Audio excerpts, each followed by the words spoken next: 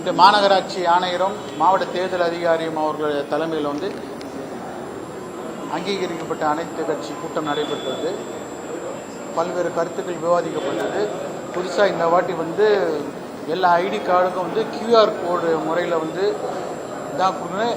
ECI election commission of இந்தியாவிலேருந்து ஒரு rule position வந்துருன்னு சொன்னார். ஸோ அதுக்கு தகுந்த மாதிரி தான் எல்லாரோடைய ஐடி கார்டும் கியூஆர் கோடு கொடுத்து தான் அதை வச்சு தான் ஸ்கேன் பண்ணி பண்ணுவாங்க. ஸோ அதை இன்றைக்கி இன்ஃபார்ம் பண்ணாங்க. ஸோ அதுக்கு தகுந்த மாதிரி ஸ்கேனிங் மிஷின் வச்சு தான் அலோவ் பண்ணுற மாதிரி இந்த 3 சென்டர்லேயும் சொல்லியிருக்காங்க. ரெண்டாவது ஒரு கருத்தை சொன்னார் மாநகராட்சி ஆணையரும் மாவட்ட தேர்தல் அதிகாரி அவர்களும். எல்லாரோட கவுண்டிங் கேண்டிடேட் சீஃப் ஏஜென்ட் தவிர்த்து கவுண்டிங் ஏஜென்ட்டோட எல்லாரோடைய அவங்களுடைய வெரிஃபிகேஷன் பண்ணணும், போலீஸுக்கு அனுப்பிச்சு வெரிஃபை பண்ணணும்னு சொன்னார். அதை நாங்கள் ஒத்துக்கலை.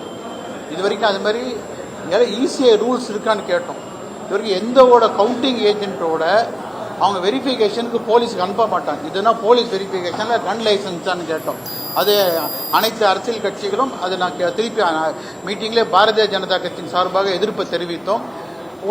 எதிர்ப்பு தெரிவித்தோன்னே கமிஷனர்கிட்ட கேட்டதுக்கு ரூல்ஸ் இருக்கா, ஈஸியாக ரூல்ஸ் பிரகாரம் போலீஸுக்கு அனுப்பிச்சு வெரிஃபை பண்ணுவோம் அப்படின்னா அது எப்படி அலோவ் பண்ண முடியும்? அதுக்கு சம்மந்தமே இல்லை. நாங்கள் கொடுத்த லிஸ்ட் கேண்டிடேட் சீஃப் ஏஜென்ட் கையெழுத்து போட்டு கொடுத்த கவுண்டிங் அப்படியே அலோவ் பண்ணோம். ஈஸியாக ரூல்ஸ் அந்த மாதிரி இல்லை. அது கடைசியாக கமிஷனர் ஃபைனலாக அது வேணாம், நாங்கள் வெரிஃபிகேஷன் அனுப்பல கவுண்டிங் ஏஜென்ட்ஸ்ன்னு சொல்லிட்டாங்க. அதே மாதிரி மார்னிங்கில் எத்தனை மணிக்கு எல்லாமே அலோவ் பண்ணுறாங்க, என்ட்ரி அலோவ் பண்ணுறாங்க. அதுமாதிரி உணவு நீங்கள் டோக்கன் பணம் கட்டின அலோவ் பண்ணணும்னு சொல்லிட்டாங்க. அதுமாதிரி காவல்துறை அதிகாரியும் வந்தாங்க. அதுக்கு ப்ரீஃப் பண்ணாங்க என்னென்ன நடைமுறை, என்னென்ன செக்யூரிட்டி ஏற்பாடெலாம் பண்ணியிருக்காங்கன்னு சொல்லி.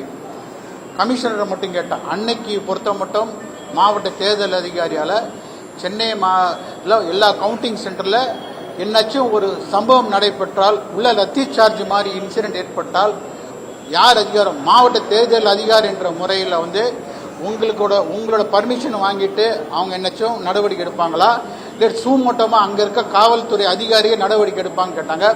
கமிஷனர் சொல்லிட்டார், எனக்கு மெஜிஸ்ட்ரேட் பவர் இல்லை, கலெக்டர்னா மெஜிஸ்ட்ரேட் பவராக இருக்கும், எனக்கு மாவட்ட தேர்தல் அதிகாரி, எனக்கு போலீஸ், எனக்கு அந்த மெஜிஸ்ட்ரேட் பவர் எனக்கு இல்லைன்னு சொன்னார். அது சொன்னால் அதை கிளாரிஃபை பண்ணிவிட்டு ஈஸியில் சொல்லுங்கள்.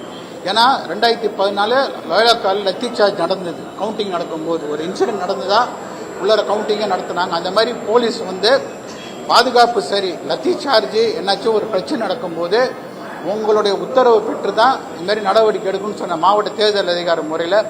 அதே மாதிரி இன்டெலிஜென்ஸ் ஆளுங்க, சிட்டி ஐஎஸ், ஸ்டேட் எஸ்பி ஆளுங்க யாரும் மஃப்டியில் உள்ளே ஐடி கார்டு இல்லாமல் எல்லா அந்த கவுண்டிங் ஒவ்வொரு அந்த கவுண்ட் அந்த பண்ணுற அந்த மையத்துக்கு உள்ளே வரக்கூடாதுன்னு சொன்னோம். அதுவும் இப்போ கமிஷனர் சொன்னார். ஸோ பல்வேறு சந்தேகங்களை சொன்னோம். அது பாக்கியெல்லாம் நடைமுறை அதற்கான எங்களாம் கோஆப்ரேட் பண்ண சொன்னாங்க. பாரதிய ஜனதா கட்சியின் சார்பாக நானும் வழக்கறிஞர் சவுந்தரராஜன் கலந்து கொண்டு எங்களோட கருத்துக்களை சொன்னோம்.